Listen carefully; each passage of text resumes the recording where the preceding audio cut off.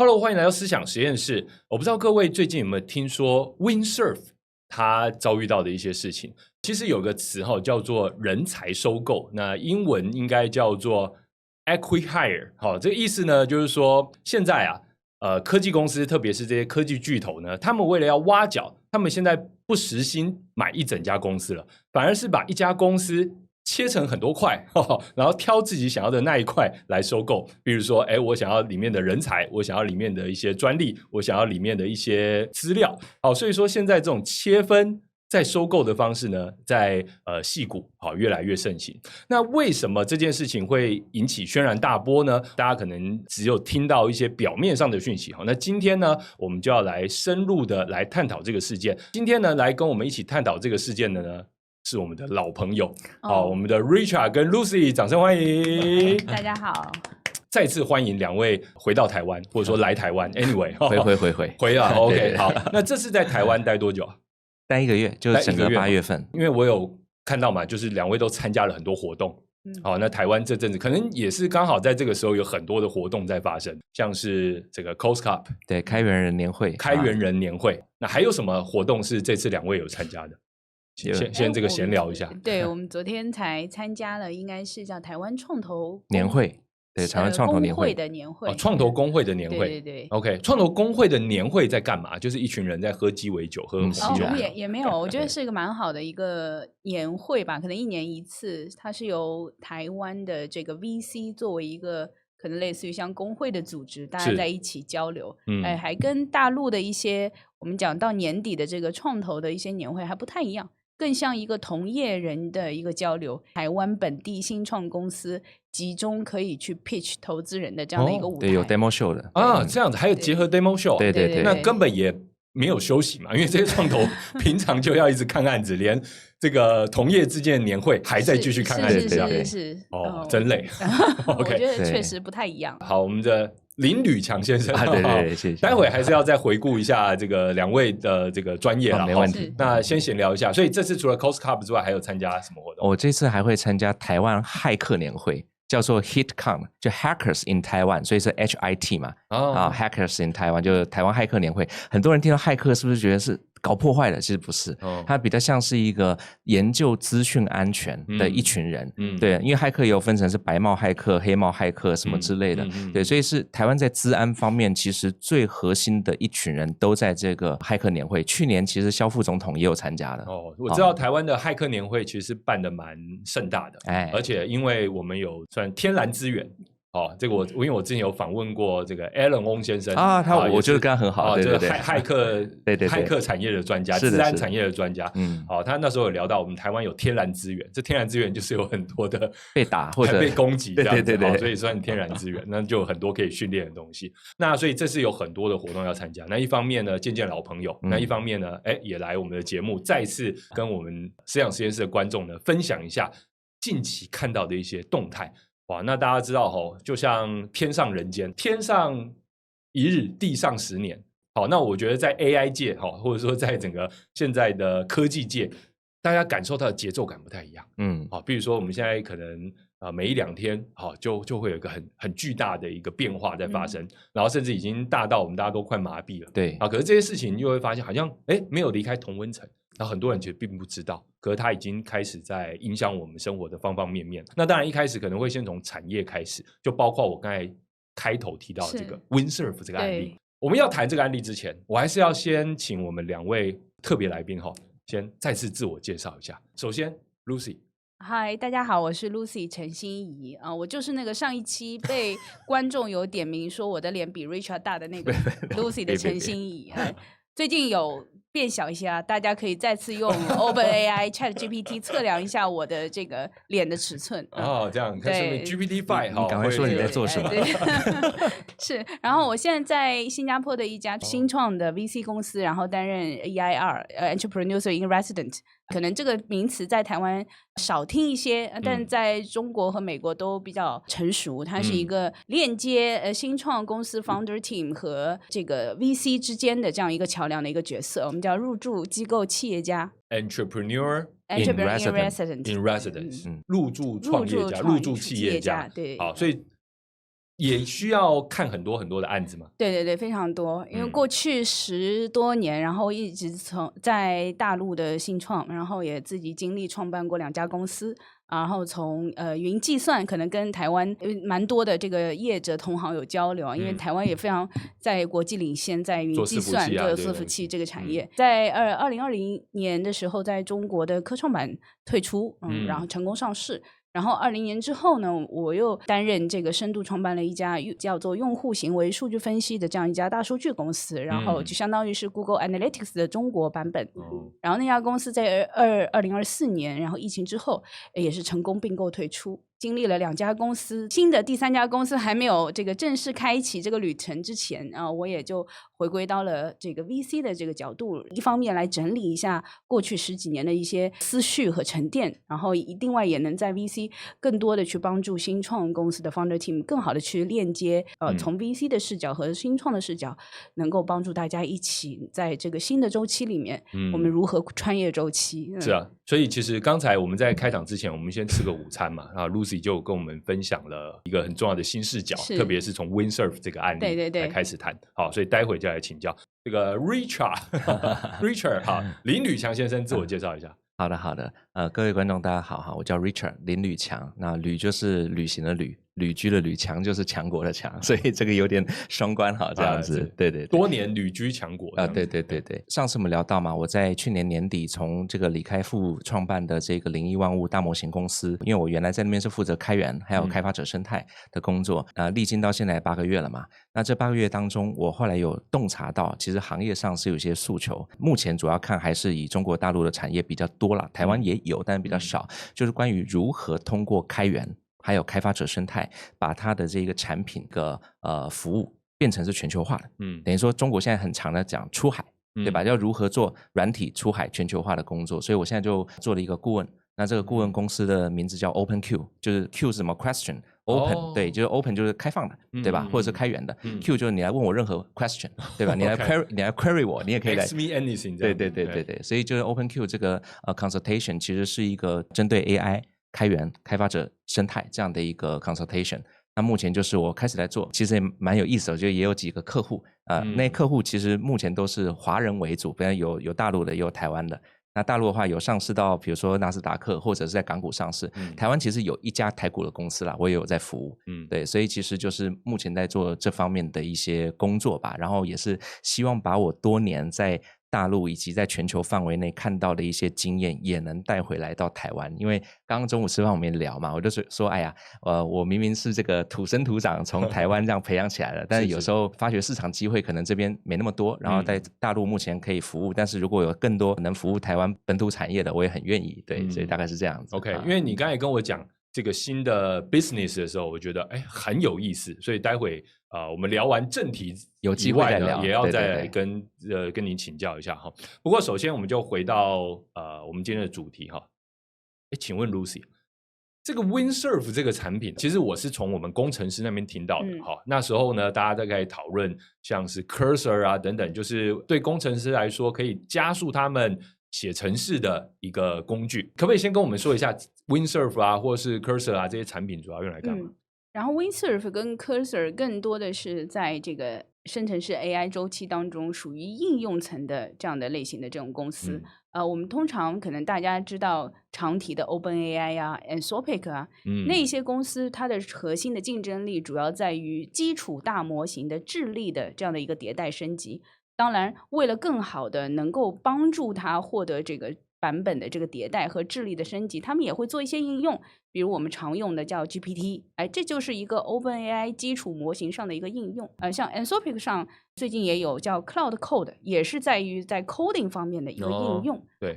当然就是在 Windsurf 和比如说 Cursor， 他们2家公司都是直接以 AI coding 这个赛道或者说这个场景为商业化方向的集中的2家公司。那大家最先熟知的是 Cursor， 是因为它更偏于 C 端，叫独立开发者会支付的这样的一个公司，应用的比较广泛，然后它的这个整体的我们讲市占率非常的高，包括刚刚也完成了一个几百亿的一个融资，目前的这个几百亿的这个美金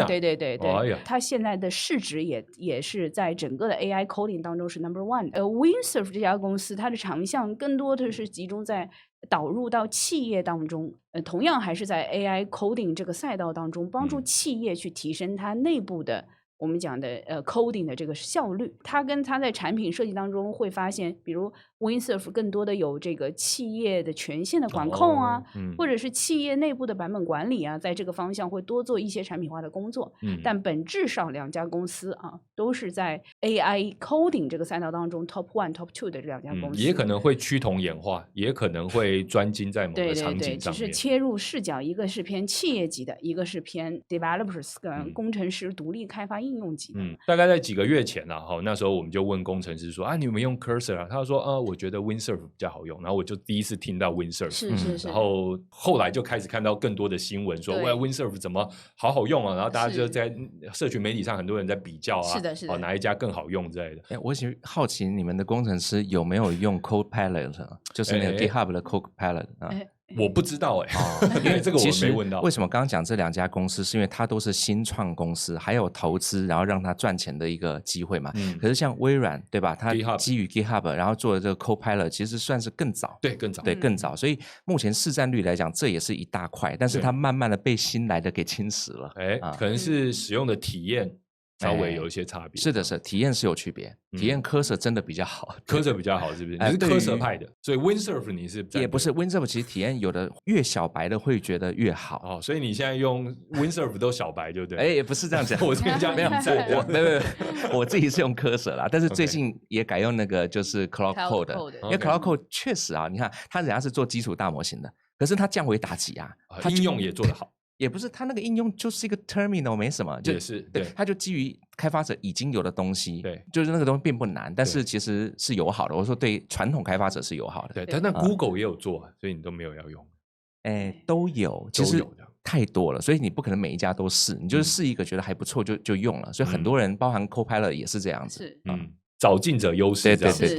所以刚刚其实 Richard 提到了一个很重要的点就是他刚刚提到说，他现在从 Cursor 转到了用 Anthropic 的 Cloud Coding，但其实 Cloud Coding 可能在工程和界面 UI、UX 上，不一定有 Cursor 做的那么好用。但为什么他还会用？这个就是提到了一个非常重要的观点，就今天在中美创业的或者是大家的一个 thesis 当中，到今天为止还是沿袭着这样的一贯的一个 thesis 是什么呢？就是模型级应用。什么叫模型级应用？你会看到在两边创业圈当中，它都有一部分的应用公司，也有一部分以基础模型起家的公司两边互相都在上下竞争，上下在拉扯。但是在这个核心竞争力上，到今天为止，大家还仍然认为，就是模型的竞争力可能会优于在工程上的这个竞争力。这也导致了像 Windsurf 这样的应用公司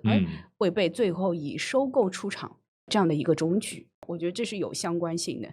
所以其实就是会被降维打击这样子，是有机会就像在那个 Cloud Code 没有出现之前市占率第一的一定是 Cursor， 但是 Cloud Code 才出来几个月吧，非常短的时间，月增幅就已经超过，截止到8月，它光这一个应用的营收已经超过4亿美金，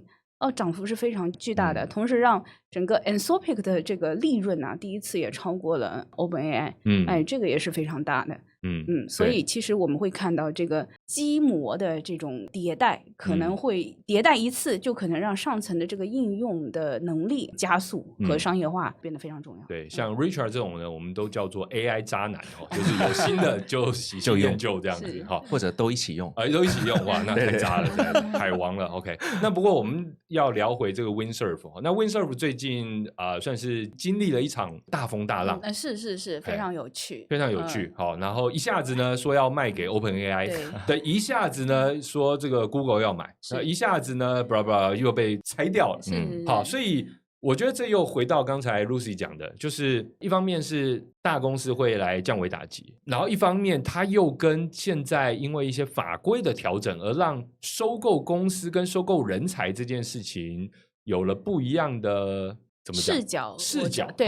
要从什么角度来做这件事情，变得是可以选择的。是好，可以跟我们讲一下。Windsurf 这个故事非常的精彩，堪比整个夏天在整个湾区最精彩的一场这个商业大戏。事情的缘由要从去年因为 OpenAI 宣布可以30亿美金收购 Windsurf 开始。当时候大家其实整个公司内部都是喜气洋洋啊，因为才创立了可能几年两年多的这个公司，立刻就有30亿美金的这个回报。我们的这个一些同事和朋友在公司内部的时候也都是非常开心，手上的这个股票啊期权立刻都能被高价兑现，这简直就是再次论证了在 AI 周期当中市值的这个跨越式的增长，带来的这个财务的回报，这是比中乐透还中乐透，非常非常高兴啊！但这个转折其实是来自于第一个叫做版权之争吧，我是这么理解的。为什么这么讲呢？因为 OpenAI 其实是被微软重点压住的这样的一个基膜公司。那如果 Windsurf 被 OpenAI 收购了，那自然 Windsurf 就会变成 Microsoft 体系内的。是微软体系内的一家公司，所以当他宣布被收购以后，第一件事情就是 Anthropic 把原来提供给 Windsurf 的权限全部都关掉了。我断流了，我断流了，断供，断供，断供，水电煤把你断了。可是没有想到的事情是，微软的这个过程当中，它对于整个 Windsurf 的收购里面，在于如何去收购。以及如何通过 OpenAI 在对它的这个产品和团队的这个收购的范围，其实是有一些分歧。为什么？因为微软内部刚提到有 Copilot 自己的这个产品，跟 Windsurf 其实也是竞争的。GitHub Copilot，这个就是我们讲 MA 当中很有趣的。我大公司对吧？然后我自己内部其实有一块跟你有竞争的，可能还不分上下，在现在的格局当中，虽然你有后进之势，虽然是 OpenAI 去收购 Windsurf，但是微软在 OpenAI 内部的话语权是非常重要的，非常大的当然有话语权。所以最后导致了，由于微软对于 Windsurf 这个收购范围的各种各样的讨论和意见，使得 OpenAI 没有能够顺利的完成对于 Windsurf 的这个收购。但中间又有很多来抢亲的。对。然后隔天谷歌就说：“那我来嘛。”那我来收购。可是这个事情就发生了很有趣的变化，就是当 Google 宣布收购的时候，它并没有 OpenAI 一样对于 Windsurf 的公司整体进行收购，而是对它开始了挑三拣四。什么叫挑三拣四呢？因为你们吵架是因为我的产品的范围和产品使用权的问题，那我不要跟你吵这个架，所以我对你的收购，这个我们叫引号的收购。第一，产品我通过 license 买断授权的这个方式，我每年支付你产品的使用权，25亿美金，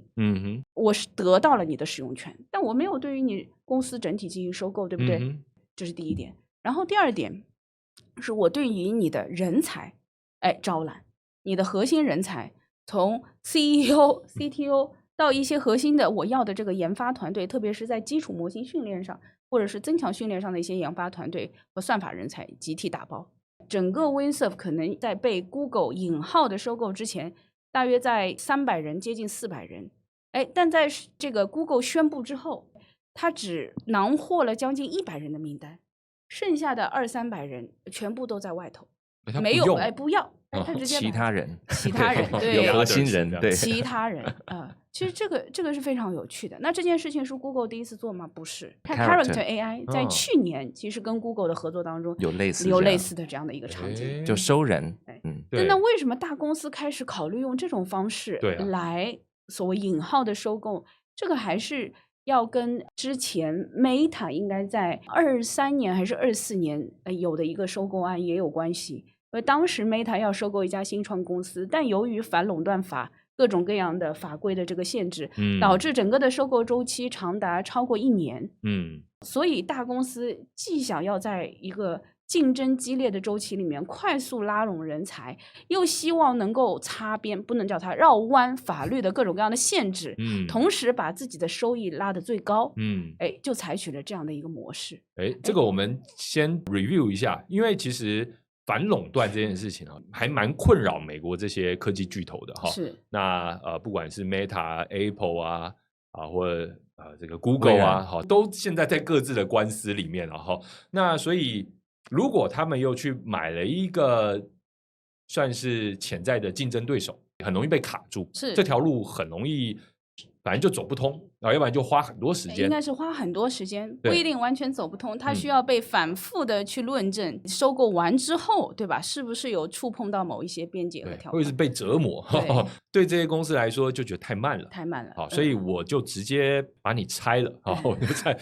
我不吃一整只全鸡，我就买鸡腿啊、鸡胸啊，就分开买这样子。是，那为什么会在这个时间点去提出这样的这个方案呢？我觉得还跟美国在去年8、9月份 FTC 第一次宣布取消这个竞业条款这件事情也有些关系，但它的原文并不是说全面取消，而是会有列出2、3个特殊的一些场景，譬如说什么友好收购啊，或譬如说一些核心高管的约束啊，还有一些比如 FTC 它本身在监管范围内的一些场景，比如银行、金融之类的，可能还会有一些限制。但是大面上来讲，或者是通用层面上来讲，它是在去年8、9月份的时候就宣布了取消竞业条款这样的一个事情，就可以随便挖人，对，简单就可以简单的随便挖人。那在矽谷这样的一个以自由和这个创业氛围很浓郁的一个区域来讲，这其实变成了一种我们讲职场文化。如果有一家公司说我要对你使用竞业条款，那我们先不从法规上去攀谈啊，那在文化当中大家就会被社死，我们讲社交的社会性死亡。对，从去年开始不成文的规定就是大家工程师之间觉得我只要论证我个人的价值，那你管我在哪家公司我只要符合你公司的利益的诉求，或者帮你达到你某一些结果，那我就是自由的我是不被约束的所以这个也造成了我们讲新收购的一个范例啊。然后 Windsurf 这个案例也在发生之后一直到现在都被矽谷的很多的 VC 被认为这就是新的一种叫做 creative architecture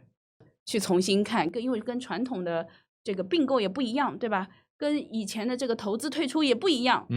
所以它是一种 creative architecture。所以我们现在看到比如说前阵子很多八卦什么 Meta 要出一个人1亿美元、10亿美元，要从 OpenAI 那边挖角。好，那反过来呢 ？OpenAI 又说，我花了几亿美元从谁那边挖角？好 ，DeepMind 那边挖角，现在就是比那个球员的身价还夸张，好，比足球员啊、篮球员啊，这比NBA 是比大谷翔平的身价还夸张，然后不知道什么时候会发这个工程师卡，好像球员卡一样这样子。这个就是因为刚才讲的这个背景因素嘛，我觉得这是有相关性的。Windsurf 这件事情发生之后，其实对于很多矽谷，包括中国的新创的 VC 来讲，他也在思考。就以前他投一家公司，他是对于这家公司的股权进行一部分的投资，获得的其实是公司的这个资产。那今天这个公司的退出，非常的 fancy 很有趣，它可以退出当中跟本身公司这个主体脱离关系。但是公司的重要资产人才，公司的重要资产产品，公司重要资产技术的一些核心和这个整体的使用权都可以被兑现，以另外一种方式兑现的时候，那它的股权就是这个公司的主体的价值又在哪里呢？对啊，对，这是一个方面的思考。对，那我作为一家 VC， 好，我投了这个公司，但是我的人才、我的资产都已经被挖空了。对，再从另外一个角度来讲，对于另一些新创公司，这何尝不会是一次机会呢？譬如像我们再以 Windsurf 为例它的这个重要的人才和产品 ，Google 以这样的方式把它我们讲引号买掉以后，那它剩下的这些公司的这个资产，最后是被 Devin 以这个股对股的方式又低价的这个合并了。对，那对于 Devin 来讲，这是一个很好的产品的一个整合。对，有人要这个吃鸡腿，也有人要吃鸡屁股。是，所以在这个过程当中，你看整个的这个整合和生态的这个，都是以追求最高效速度往这个角度来发展。怎么能够高效的整合利用？怎么能够高效的整合退出？当然，这个当中，我觉得溢价部分最高的其实是创始团队这几个人是人本身而对于资产来说，其实在这个长期收益上是没有得到很好的回报。对于养鸡场来讲是有问题的。我投资你，我作为养鸡场把你孵大，结果最后是对吧？你赚到我没赚到，所以这个是游戏规则的改变了。不过看起来这个事情现在只局限在矽谷这边发生嘛，对不对？那在中国内部也会有这样子的情况吗？当天这个事情出来了之后，我知道有在国内比大厂的一些 CVC， 我们讲产业投资，就拼命都在研究条款。挖各种 Google 的这个条款是如何来达到这样的这个目的的。这装饰到底是怎么要研究嘛？如何防堵啊？对啊。对，另外一个角度来说，因为中国目前还有竞业这件事情，可能它要达成这个方向，还稍许有一些门槛和这个要求。不过我以前应该算是蛮久以前就听说这个中国跳槽来跳槽去是很常见的、很快的事情，而且很常见的事情。但是从 Lucy 你的说法来说，反而跟现在的矽谷比起来，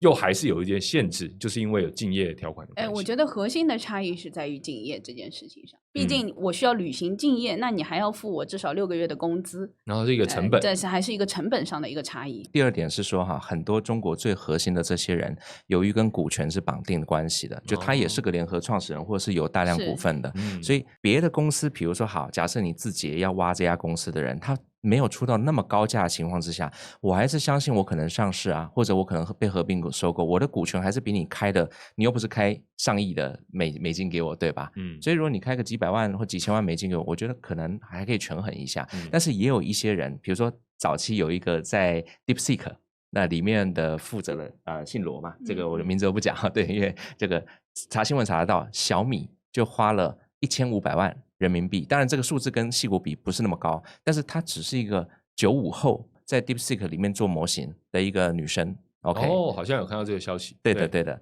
那就1500万人民币把它给挖了。那虽然这个挖的是怎么样，以及后续我不太清楚，但我只知道说，当时出来的时候，有人就想说，哇，原来一个对吧，能值这么多钱。当时我们觉得1500万人民币就很多了，那何况今天疯狂的啊。对，从机会成本或者从风险管理的角度，那这都对于现在的投资人造成了一个很大的挑战。对，到底要怎么样来算这笔账？是的。所以现在的投资VC 他也会想一些新的方案，我觉得这个对于新创整体上来讲都会有一些不同面向的思考。譬如 VC 在挑选公司的时候，他难免会把 bar 就拉得非常高。这个 bar 是指这个公司创始团队的人的这个考虑，团队的这个考虑，以及他在短期内商业化的 performance 的这个考量。跟上一个周期在于一些软件公司相比，它的要求会更高，也就是说它的出手也会更谨慎。反过来讲，另外他也会考虑说，我希望在 AI 的周期里面能够参与投资，赶上这一波，但是我不一定直接去投入一些资金在新创团队，我也投入一些资金在一些我觉得是一直没有被信息化或者 AI 化的传统产业当中，因为它的落后，所以它的价值在这个周期里面会变得非常低，或者是溢价的低啊。那我投资完之后呢，我可以去什么 recruit 一些 AI 的人才，通过人才和团队的调整之后，把它重新商业化上，或者是在公司的成长性上得到一个很好的增益之后，那个时候因为是我全资买下的，所以就不会产生这些股东各方面股权上的这个问题。我对它控股之后，我就可以来操作，得到我们讲传统行业、传统 scenario 场景变增速之后的这个溢价，这个也是一种新的方式。大家还没有这样子这个 acquihire 直接挖人才，直接把公司拆分的这个情况之前呢，创投直接投公司嘛。那现在的话呢，你可能得从它估值还很低的时候，或者说它现在被低估的时候来开始养它，然后再把AI 的元素灌进来。应该是说创投公司现在在 AI 这个题目之下，不仅仅看高科技新创公司，因为高科技新创公司的核心人才很容易被挖走，那这样就跟我创投公司没有关系了。那我何不去看可能会被 AI 改造的低科技公司，对不对？然后低科技公司和低科技场景当中非常容易被 AI 改造。是像我们这种低科技公司呢，就非常欢迎大家来投资我们有很多的，我们现在的这个估值非常的低，欢迎大家来看到我们的这个。好，开玩笑。是，对，就类似这样的情况嘛。因为其实现在 AI 加什么，AI plus something，就感觉想象力就打开了。是的。所以在这个周期里面，它仍然能获得 AI 加速的溢价，而这个溢价不来源于高科技公司，它就会有相对比较低的风险，是由于高科技公司的核心人才的流失，而没有得到公司的这个整体溢价。因为那个大联盟现在实在太竞争了，那个抢球员抢来抢去这样子，那我就先去投资台湾的这个 SBL 或是台湾的联盟比较小那但是呢在这边我再加入几个洋将或许就能把这个拱起来很好的议题。我们现在看这些高来高去其实有点麻痹，然后会因为从台湾的角度会觉得说哇那现在这个神仙打架台湾看似在这个 AI 这一轮里面是有赚到钱，台积电啊、鸿海啊做硬体做伺服器啊，包括连台达电做这个电源啊或者说真的半导体供应链啊，现在看起来是有赚到钱，然后股价也在高涨。但是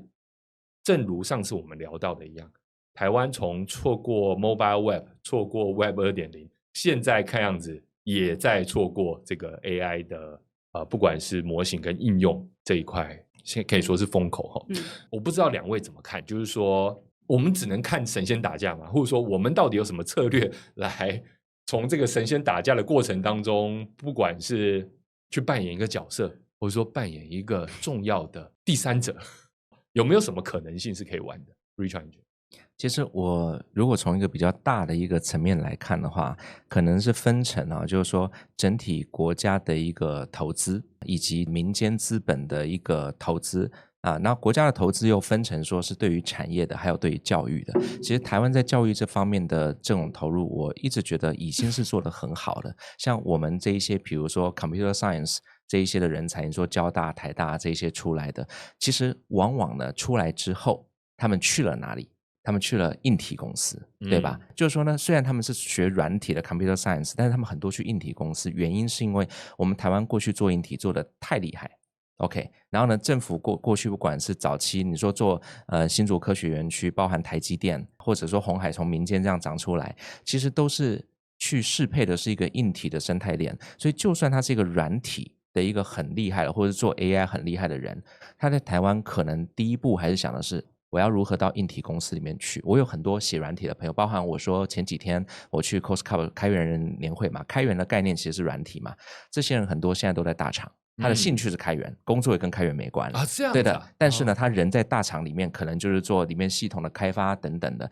所以我觉得台湾有大批其实是在我们的教育体系里面还不错的苗子，但是出来之后他可能就到了硬体厂商。那这个硬体厂商其实呢，他的思路就是毛三到四的追求嘛，对吧？思路是个稳稳的最后上市或者在市场上的追求，所以他的思路就不是那种像大模型也好，也不是那种 AI 应用也好，不是这方面的思路，所以他其实不太愿意去拿出更多的民间资本来去投入到这一块。因为刚好其实前2天我们也去了那个台湾创投年会嘛，也理解到就是其实很多的投资方也包含政府像有国发或者是民间投资方也在看一些符合台湾产业，就是我们不可能凭空，你与其说错过那个 Web 2.0 或者是错过 Mobile， 在我看来不是错过，而是那件事情跟台湾已经很兴盛的产业关系不大，所以会错过不是我们没人才，是我们的产业认知跟钱不往那边去，而且往那边去投资的结果是我也认识好一波，就是在2010年到13年创业的公司，现在有的也都很不错，但是我所谓的很不错是在台湾的范围内做得不错，但是台湾的市场太小了，且他们最终没有出海，他们唯一的可能是到日本去上市，或者是到哪里去嘛，所以在这种软体出不了海，但硬体全世界都有的情况下，资本会去最有效率的地方。对，所以今天我回过头来，像我们吃饭的时候不是也聊到说这个现在全球评比大模型最好的一个榜单叫 LM Arena 嘛，其实它里面的其中一个 co-founder 跟 CTO 就是我们台湾人，是台大资工的出来的，后来到美国去。那他为什么能在那边做到全世界一流榜单还融到钱？但如果他留在台湾做呢？很可能就做不到这个点，因为台湾的环境不管是跟大模型学术相关的真的是比较远。我会认为说除非让产业再投入软体跟模型这一侧，或者让资本投入在那个应用这一侧，真的能够赚到不错的钱的情况，所以这有点鸡生蛋，蛋生鸡。那当遇到这种事情的时候，这个也是你们的节目也很多人看，包含政府嘛，我还是要呼吁政府，因为当时没有政府就没有园区，就没有台积电，就没有后续，所以其实现在政府要做的是领头，因为你要让民间资本去投这个就不可能，因为民间要是为股东负责嘛，但政府是为了国家的未来40年负责，我们还在吃40年前的这个老本呢，对，所以我觉得软体产业包含 AI 产业真的是政府的长期，我目前比较难看到，不是在说政府不好，而是说有时候这个我们太依赖于过去成功的东西，但新的时代其实不能只依赖 AI 的硬体的制造，否则我们可能过几十年还是就只能制造。怎么说？你要叫政府当领头羊也是动辄得救，但国发就是嘛。对，但是国发也就是因此动辄得救嘛，所以说他很容易投一些单位或是跟投什么的，然后会被批评啊或什么的，因为政府的角色，说从之前的 Web 2.0 或 Mobile Web 时代，或到现在 LM 的时代，当然都有一些优秀的台湾人到了矽谷，对，可能出国念书了，或者说anyway 就加入了创业公司，或者说成为创业者，可是就感觉其实这个能量带不回台湾。现在其实有在做了，像之前陈世俊不是发了他就业金卡，然后回来也投了一些公司嘛，然后包含像最近吴恩达其实也有通过国发这边的一些情况投了一些台湾公司嘛，就我的圈子里面也有感受到，就是政府其实有在做一些这方面的事，只是可能比重上，不管是经济部的官员或者是国发这边，他可能还是很熟悉原来我们的硬体的那一套，所以他就知道说这个投下去有 return。我为什么能做到毛三到四，就是因为那是个绝对能回来的 return，但是风投的前提是风啊，风险啊，还要这个人要有点风才有办法投嘛，对吧？这个你说 Elon Musk 就有点风你才能投他嘛，那我们越是追求这些稳定性，那这不是跟风投的就这个差距就比较大，所以我有点呼吁说，我看到一点苗头了，可是还不够，还差得远啊。那我们其实现在假设不管是台湾人才也好 ，anyway。想要加入这个神仙打架，除了到矽谷去，但是现在在矽谷又从我们刚才讨论到的，好像 VC 越来越是把投资的钱都集中在这些少数的明星团队上面，然后变成比例非常的悬殊，好，那这样子会不会又造成说其实是一场空呢？好，就是说你要嘛你还是只能加入这些明星团队，然后成为一个里面的打工仔，因为现在这个明星团队好像御三家啊什么什么，好像都已经很稳定了，会不会有这个问题呢？我想先请教 Lucy， 你从 VC 的角度来看，你觉得人才应该怎么流动？这个角度非常的好，确实现在如果大家可以看一下25年年初大概上半年吧，整个的投资，我们说矽谷的这个投资，大概是23年我们讲疫情之后23年的可能4到5倍的这样的一个总体的量，那么多，非常增长非常剧烈了。这是物价膨胀还是币值？但是我们再细拆掰开来看一看大部分的资金还是流向不只是御三家，可能是御5家或者御7、8家这样的一些头部的公司，剩下的新创公司其实 leverage 的这个资金总量跟23年的这个总量差不多。其实微微稍微有些增长，OK，所以这个刚刚为什么有提到说，其实 VC 就是 WinSurf 这件事情，从 VC 的角度来讲，它并不是一个非常 good news， 或者说一个 great sign，反而会它有一点警醒的作用，就会让 VC 的出手会变得非常非常紧。我们先回头讲一下，刚才我们一直讲御三家，是讲谁了哈？御三家是谁？就是那个 OpenAI，然后呢 Google Gemini，还有 Anthropic、Claude。OK， 好，所以XAI 的 Grok 排不上，排第4啦，就算第4，目前就是第4了。马斯克还是威名，所以如果讲4大的话，确实是这4家了。Gemini 有 Google 养嘛，对吧？对，他不需要这个 VC 的。我其实不管谁养，他就是最强的，就是我讲这4家或者是3，就是最强的，而且都是闭源的。目前来看，大多都是，不能说都，因为 OpenAI 前2天不是也开源了，然后 Grok 其实之前也有那个版本，但是目前提供服务的比较好的都是，我说这4家提供服务的都闭源的好。对，那 anyway 我们刚才讲这个御三家，还有跟其他的这些公司的差异，最主要是在讲说钱的流动现在会有特别集中在顶，对，它会有特别的集中的顶家，是因为刚刚有提到，比如说以 Anthropic 为例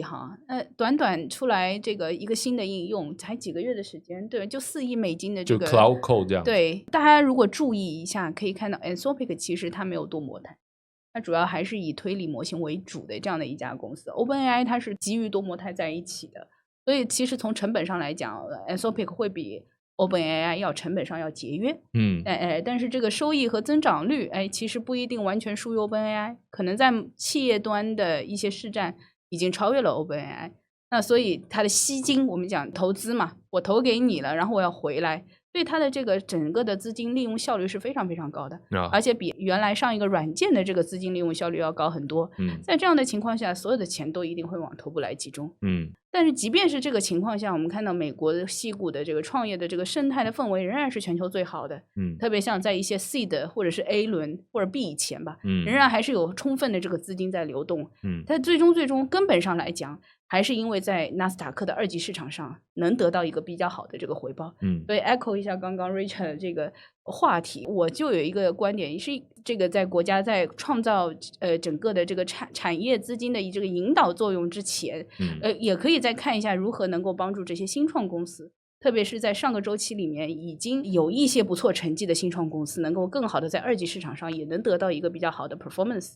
那同样它就会带动一批这样的一个生态的这个起来。我们讲个人投资或者天使投资，它就是来源于它在上一个周期里面，也许它在软件当中二级市场它得到了回报，它一下变得财富自由了，然后它会把当中的一部分钱去投一些可能未必那么看上去成功和成熟的人，也许是他的同事，对吧？也许是他的朋友